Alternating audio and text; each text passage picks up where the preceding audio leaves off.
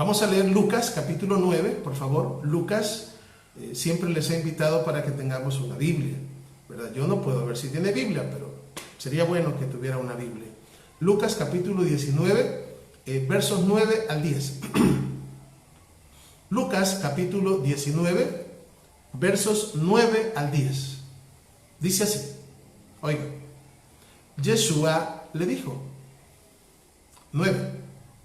Hoy ha venido la salvación a esta casa, por cuanto él también es hijo de Abraham. Y luego dice en el 10, porque el Hijo del Hombre vino a buscar y a salvar lo que se había perdido. Fíjense bien, aquí, ¿verdad? Está en la casa de Zaquei, se le dice Zacai, se le dice en hebreo, es Zaqueo, ¿verdad? Y el Mesías le dice, fíjense el verso 9, hoy ha venido la salvación a esta casa. Pues él había entrado a la casa, Yeshua. Yeshua significa salvación. Entonces, hoy ha venido la salvación a esta casa. ¿Y por qué dice que la salvación había llegado a su casa? Dice, por cuanto él también es hijo de Abraham. Es decir, que como él, Zaqueo, es un hijo de Abraham, la salvación ha llegado a su casa. Fíjense bien, este hombre, Zaqueo, ¿verdad? Es decir, no hacía las cosas bien, ¿verdad? Se dice que era un recaudador de impuestos, ¿verdad? Obviamente se dice que era un levita, ¿verdad? Pero que obviamente estos, ¿cómo se llama? Estas personas se habían apartado y vivían como gentiles y le robaban a la gente, ¿verdad? Pero, digamos, por decirlo así, vemos un ejemplo acá. Este hombre tenía físicamente la simiente de Abraham, físicamente.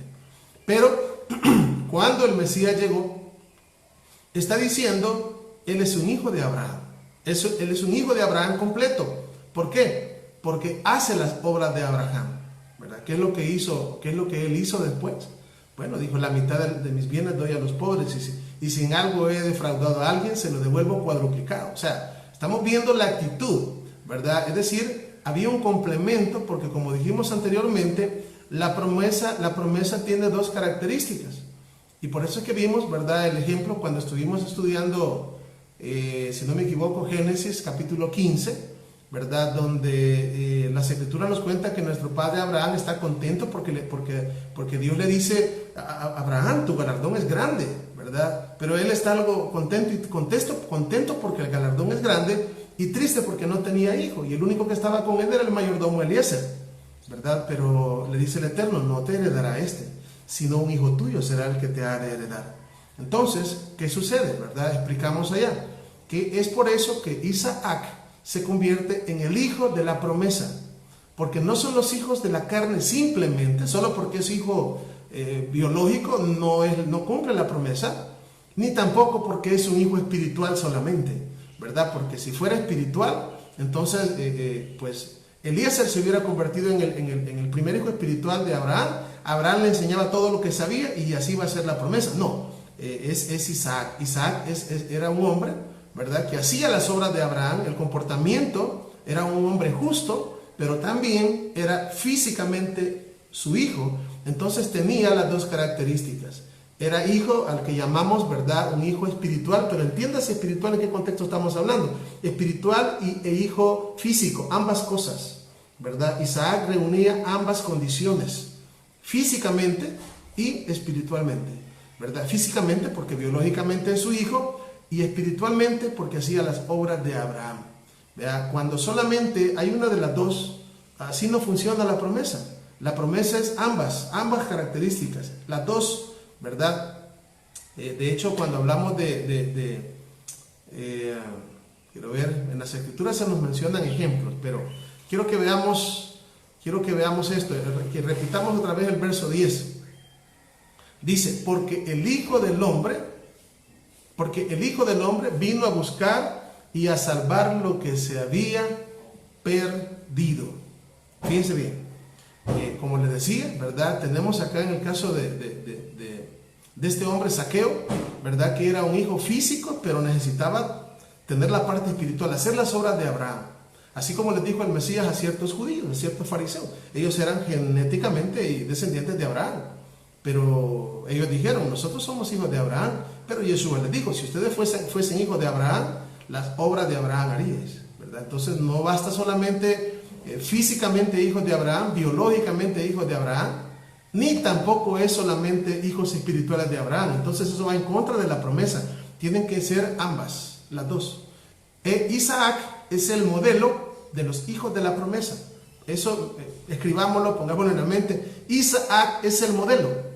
Isaac es el modelo, porque Isaac encierra las dos, Isaac.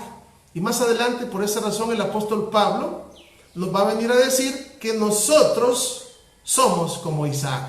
Ya vamos a llegar por ahí. En este verso 10 que estamos leyendo, dice, porque el Hijo del Hombre vino a buscar y a salvar lo que se había vendido.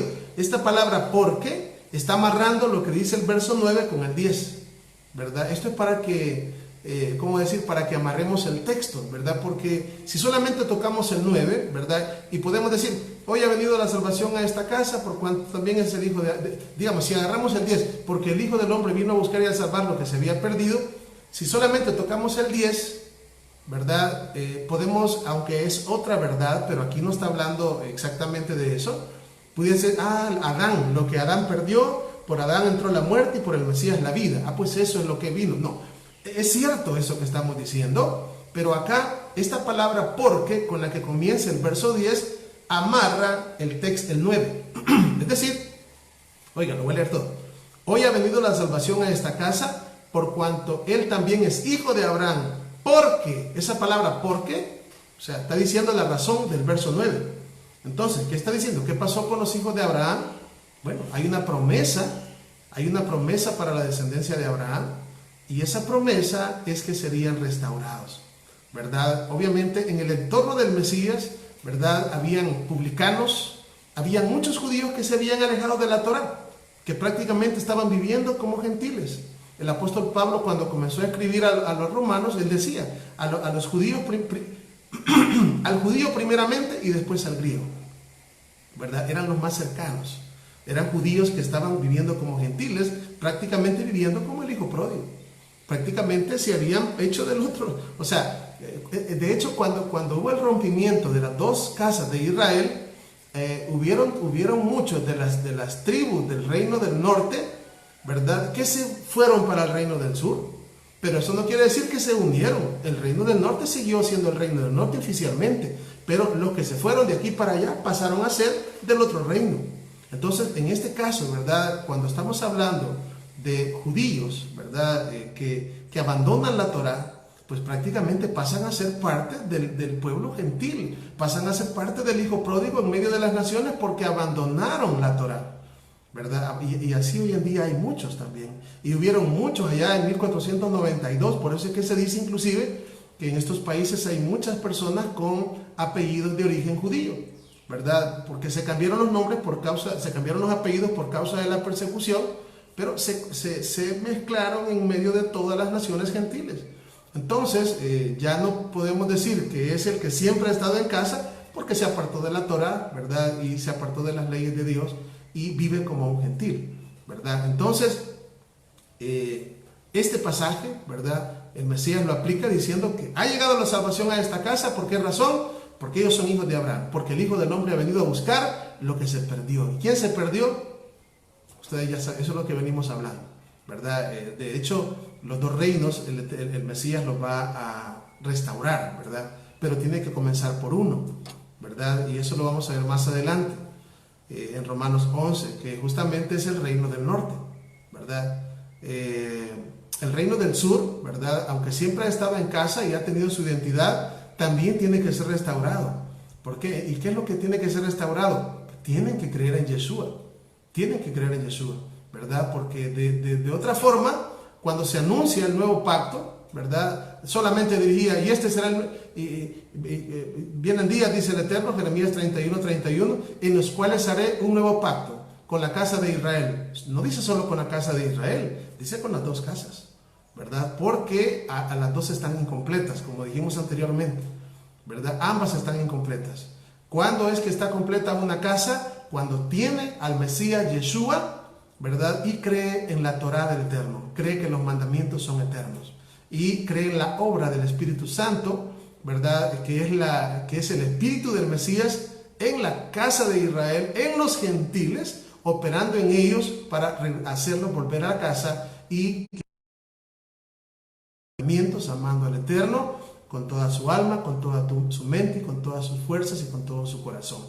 ¿Y qué implica eso? Vivir una vida de santidad, guardando los mandamientos del Eterno y sabiendo que no somos más gentiles, sino, ni como dice Pablo, ¿verdad? Por allá, no somos gentiles, no somos ya extranjeros ni advenedizos, sino miembros de la familia de Dios, de la familia del Eterno. ¿Quién es la familia del Eterno? Pues los hijos de Abraham. ¿Y quiénes son los hijos de Abraham? Israel.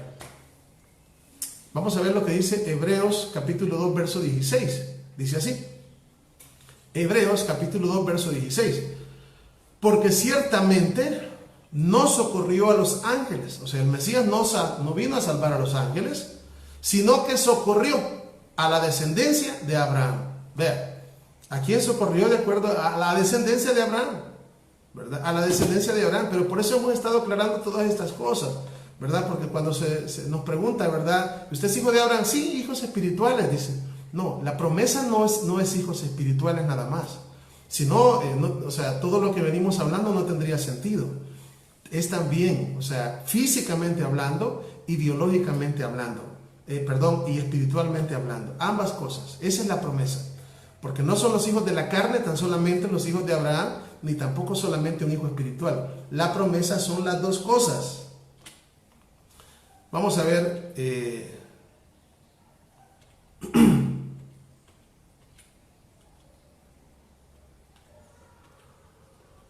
Vamos a ver Gálatas 4:28. Gálatas, capítulo 4 y verso 28. Por favor. Gálatas capítulo 4 y verso 28 nos dice la escritura de la siguiente manera.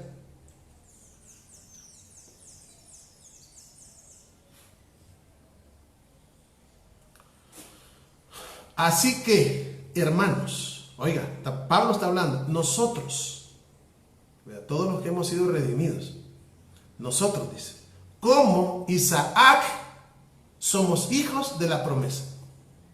Está haciendo la comparación de todos aquellos que han sido alcanzados con el nuevo pacto, que somos como Isaac. ¿Vea? O sea, todos sabemos de que el hijo de la promesa es Isaac, pero en este caso está diciendo de que usted y yo somos hijos de la promesa. ¿Como quién? Como Isaac. ¿Y cómo es eso? Pues sí, pues sabemos que el nacimiento de Isaac fue sobrenatural. Pues justamente también nuestro nacimiento es sobrenatural. Porque nosotros íbamos a ser como Isaac. Y está hablando del nuevo nacimiento, ¿verdad? De la misma manera que nuestro Mesías también nació de una manera sobrenatural. Ahora, lo que aquí, y el énfasis en lo que he venido hablando, dice, así que hermanos, nosotros como Isaac somos hijos de la promesa. ¿Qué características tenía Isaac? Era un hijo biológico de Abraham y era un hijo espiritual de Abraham. Y si nosotros somos como Isaac, es porque también somos hijos biológicos por medio de la descendencia de las 10 tribus de Israel que llenó las naciones. Eso es lo que el Eterno quería. Pero el otro paso es ser como hijos espirituales. Es decir, que hagamos las obras de Abraham. Que busquemos la justicia y la santidad. Eso, ¿verdad? Que seamos de verdad parecidos a nuestro Padre. Que busquemos parecernos a Él. En todo, o sea, en todo. O sea, cuando estoy diciendo en todo, es en la santidad, en hablar verdad, en amar al prójimo, en todo, ¿verdad? En todo como el Eterno es, ¿verdad? Porque eso es prácticamente el fruto del Espíritu, del cual habla Gálatas, ¿verdad? Si ese fruto del Espíritu no está en nosotros, y conste que cuando usted lee Gálatas 5, no dice los frutos del Espíritu, sino que dice el fruto del Espíritu y menciona un montón de cosas. ¿Por qué? Porque no es para que usted vayamos a decir, pero sí, yo ya tengo paz, pero paciencia no tengo. Templanza me hace falta, ¿verdad? Pero tengo benignidad. No es así, no es para que escoja ya, no. Es el fruto del Espíritu. No los frutos, para que escojamos, yo ya tengo estos 3 y me faltan estos otros 3. Es el fruto del Espíritu, ¿Por qué? Porque si tenemos el fruto del Espíritu, o los tenemos todos o no los tenemos, o no tenemos ninguno, porque no podemos tener el Espíritu a medias. Y ese es el punto que nosotros tenemos que concientizarnos para que verdaderamente, ¿verdad?, el Eterno, a través del Mesías, pueda habitar en nosotros. Eso es lo que siempre ha deseado Él, a través de su Ruach, a través del Neuma. Neuma es en griego la palabra espíritu. Por eso es que la otra vez les decía yo que Ruach significa soplo, porque estamos hablando de aire. De esa palabra griega espíritu, neuma, de ahí vienen las palabras como neumático. ¿Por qué? Porque los llenan de aire, ¿verdad? O neumonía, ¿verdad? Que también es porque los pulmones se llenan de aire. Neumo, tiene que ver esa palabra neumo o neuma, significa viento, soplo. Es la palabra espíritu. Y ese es el espíritu del Mesías, el Ruach del Mesías, ¿verdad? Que nosotros tenemos que tener. Y es el que nos haría obrar, ¿verdad?, conforme el Eterno quiere, ¿verdad? Él operaría en nosotros, ¿verdad? Y llegaríamos a hacer las cosas por amor y por fe, ¿verdad? Y entonces demostraríamos con nuestros actos, porque somos cartas leídas, que somos hijos de Dios, que somos hijos del Elohim viviente. Vamos a leer otro pasaje. Aquí hay un pasaje súper interesante. Gálatas 3:29. Gálatas capítulo 3 y verso 29. Dice de la siguiente manera. Gálatas. De hecho, es interesante, fíjense bien, el libro de Gálatas, que por cierto es el libro que estamos, ¿verdad? Después de que terminemos este tema, pues vamos a comenzar a dar estudios acerca de Gálatas verso por verso. Nunca lo he hecho, pero hoy lo vamos a hacer con la ayuda del Eterno, ¿verdad? Y por eso les he pedido que igual, ¿verdad?, me lleven en sus oraciones, ¿verdad? Vamos a comenzar a estudiar Gálatas verso por verso, porque Gálatas es el libro menos entendido hoy en día, es el libro menos entendido. Entonces, pues que el Eterno nos ayude, ¿verdad? Pero ese nombre Gálatas, fíjense que Gálatas en hebreo se dice Galut, perdón, se dice, sí, Galut, y Galut, que es Gálatas, Galut, y es una palabra que no es ninguna coincidencia, significa exilio. Galut significa exilio, significa dispersión. O sea, en otras palabras, los Gálatas, o sea, el libro de Gálatas está enfocado directamente a esos gentiles que se ven ahí. Prácticamente son las tribus de Israel del norte que están mezcladas entre las naciones gentiles y se les estaba obligando a hacer las cosas. Bueno, no digo más porque cuando entremos de lleno pues vamos a ver eso. Vamos a ver ahorita Gálatas 3:29. Vea lo que dice Gálatas 3:29. Y si vosotros, por eso el Mesías dijo, mis ovejas oyen mi voz, y eso es algo sobrenatural. Por eso es que decimos, bueno, ¿quiénes son las 10 tribus actualmente? ¿Dónde están? ¿Cómo van a salir? Pues las tribus de Israel van a oír la voz de Yeshua y van a salir de una manera sobrenatural. Nosotros no sabemos. Yo no podría decirle, soy de la tribu tal. Solamente el Eterno le llama a Efraín a las 10 tribus mezcladas entre todas las naciones. Por eso también citábamos el texto de los pasajes de Proverbios, donde decía el proverbista, hay 3 cosas que me son ocultas y aún la cuarta tampoco no la sé. Y él mencionaba que pues yo no sé, ¿verdad? El rastro del águila en el aire, yo no sé, no les puedo decir aquí pasó, miren aquí quedó, ¿ven? Aquí quedó el rastro del pajarito, ¿cómo? Yo no sé, pero el Eterno sí lo sabe.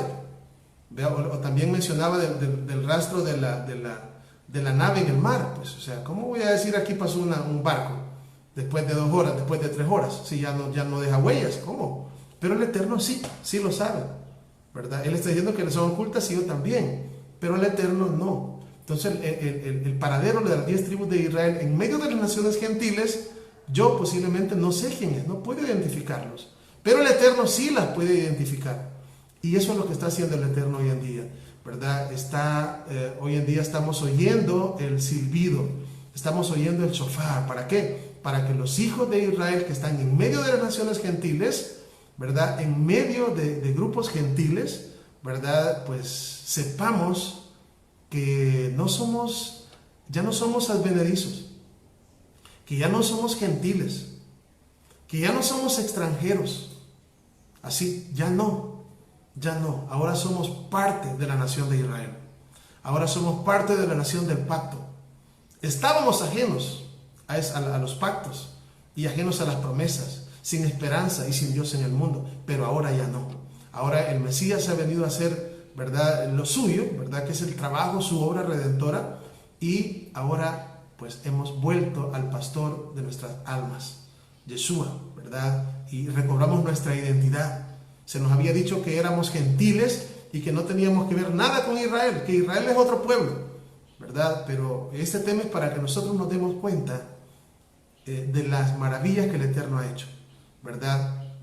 Si estamos aquí escuchando este estudio, ¿verdad? Y pues el Eterno, porque sabe, cuando estamos realmente hablando lo que la palabra dice, es el Espíritu Santo el que habla en nuestras vidas, y yo no puedo convencer a nadie.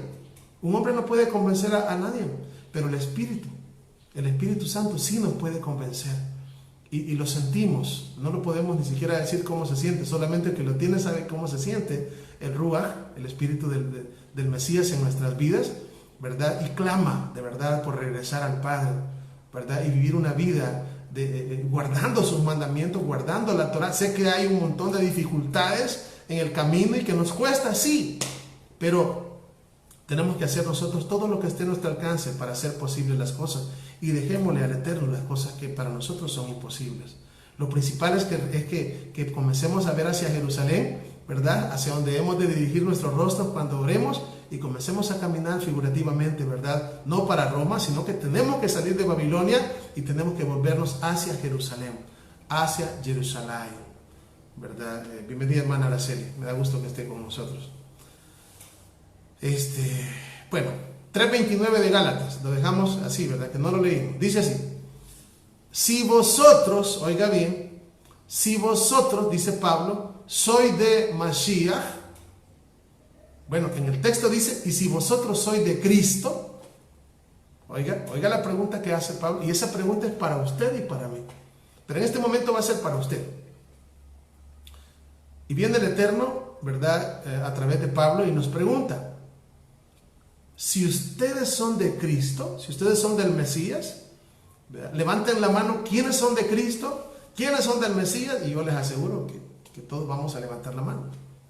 Yo soy de Cristo, yo soy del Mashiach, ¿verdad? Y todo lo que hablamos, ¿verdad? Ahora, vean la otra parte de Gálatas 3:29. Dice, ahora, si ustedes son del Mesías, ciertamente, o sea, es decir, sin lugar a dudas, o sea, sin lugar a equivocarme, ustedes son linaje de Abraham. Oigan, aquí repito, Pablo dice, si ustedes son del Mesías, ciertamente, o sea, sin lugar a equivocarme, todos los que dijeron y los que dicen que son del Mesías, ustedes son linaje de Abraham. Oigan, son linaje de Abraham.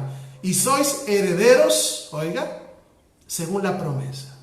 Aquí está todo, wow, es tremenda revelación del hombre acá. Oiga, y herederos según la promesa. Ahí está hablando de la promesa que el Eterno hizo a nuestros padres, Abraham, Isaac y Jacob.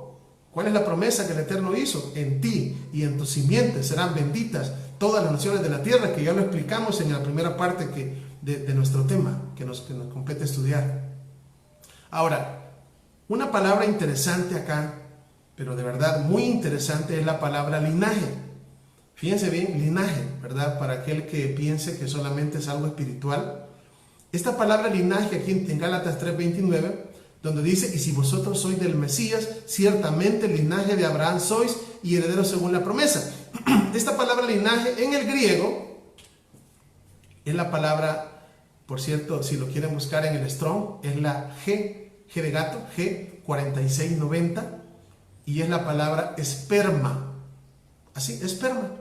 ¿Y qué es esperma? Bueno, ya todos sabemos qué es esperma. ¿Qué es esperma? De esta misma palabra, en hebreo es la palabra será. Esperma, estamos hablando, de ahí, es la palabra que hoy se deriva, esa palabra semen, de ahí viene la palabra semilla. Es la misma, semen, semilla. Entonces, cuando estamos hablando acá, y la palabra que utiliza la Biblia para decir, y si ustedes son del Mesías, si el linaje, lo que está diciendo es, ustedes son esperma de Abraham. Ustedes son será. o sea, descendencia. O sea, si ustedes son del Mesías, ¿verdad? Y sienten en su corazón, ¿verdad? Esa búsqueda del Eterno y esa hambre de su palabra, ustedes son hijos de Abraham, según la promesa. Y entonces, ¿cuál es la promesa? Son hijos físicos porque son parte de las tribus de Israel que fueron mezcladas hace más de 2700 años, y son hijos espirituales porque aman al Eterno y quieren de verdad agradarlo con toda su mente y con todo su corazón. Baruch Hashem. Vamos a irnos al libro de Juan. Juan capítulo 11 y versos 49 al 51. Juan capítulo 11 y versos 49 al 51. Vean, vamos a leer. Dice así: entonces Caifás, uno de ellos, sumo sacerdote aquel año. Oiga, de verdad esto está increíble. Por favor, pongámosle sentido a todo esto. Oiga, repito, entonces Caifás, uno de ellos, sumo sacerdote aquel año, les dijo: vosotros no sabéis nada. 50. Ni os dais cuenta de que nos conviene que un hombre muera por el pueblo y no que toda la nación perezca. Oiga, ahora vea lo que dice acá. Esto no lo dijo por sí mismo. Estamos leyendo Juan 11, 49 al 51. Esto no lo dijo por sí mismo, sino que como era Cohen Hagadol, o sea, sumo sacerdote, aquel año, oiga, profetizó que Yeshua había de morir por la nación. Ahora, lo interesante de todo esto es de que cuando leemos los pasajes y leemos hasta acá, uno dice, bueno, ¿cuál nación es? Pues Israel, ¿verdad? Las 12 tribus. Pero quiero decirles que en realidad no está hablando de las 12 tribus. Cuando acá Juan está diciendo que Yeshua había de morir por la nación, o sea, es decir, el hombre habló, ¿verdad? Pero ni cuenta se dio qué es lo que habló, porque eso es lo que dice la Escritura, que el hombre no lo dijo por sí mismo, sino que como era sumo sacerdote, profetizó. El Eterno habló a través de él y dijo que era necesario que un hombre muriera por la nación. Ahora, esta nación de la cual estamos hablando, si se recuerdan, Génesis 35:11. ¿Qué dice Génesis 35:11?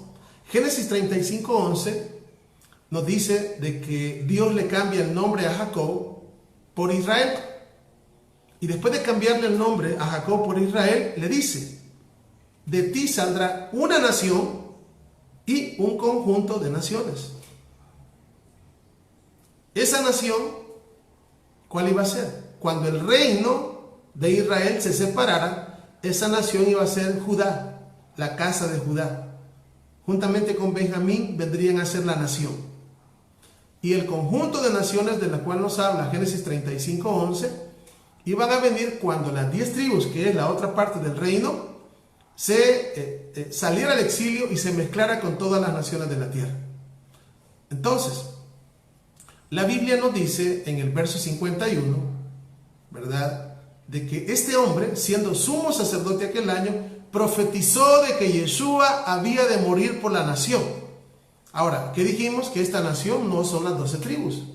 Esta nación es el reino del sur, es el pueblo judío, en el tiempo de Yeshua y en este tiempo. Ahora, bueno, ¿y por qué está diciendo que es el reino del sur y el reino del norte y los gentiles y todo? Bueno, el reino del norte, vean lo que va a decir el siguiente pasaje, el 52.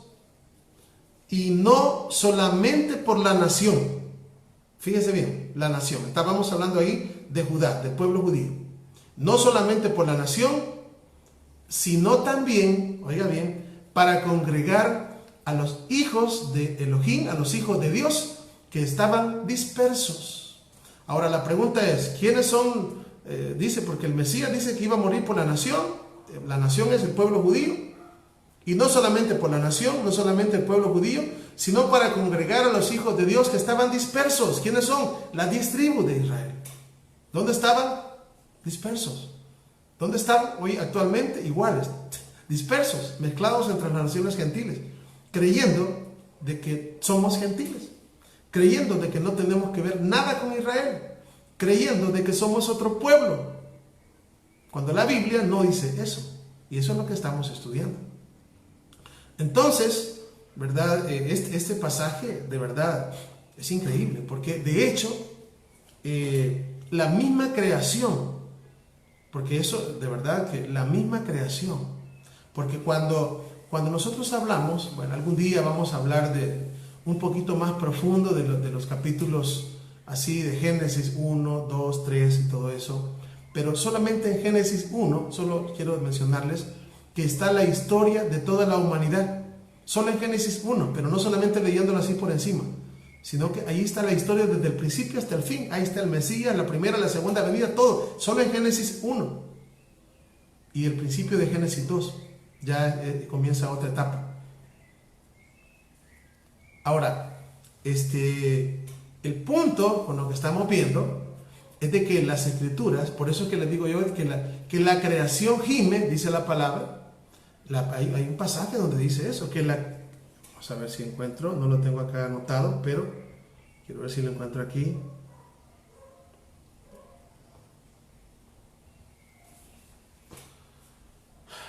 Dice que la creación gime, la manifestación, esto quiero, vamos a ver.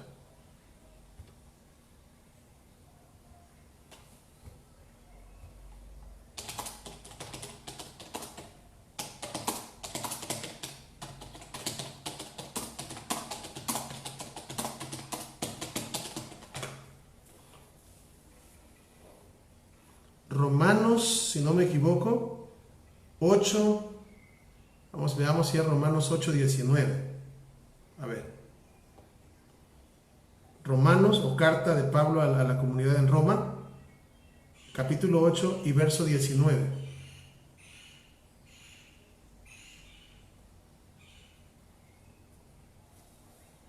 Dice así: porque el anhelo ardiente de la creación es aguardar a la manifestación de los hijos de Dios. O sea, está hablando de su pueblo que ha estado oculto. Fíjense bien, que ha estado oculto, pero que en los últimos tiempos va a salir. Va a salir, va a venir y no van a venir los mismos, sino que como dice el Salmo 100.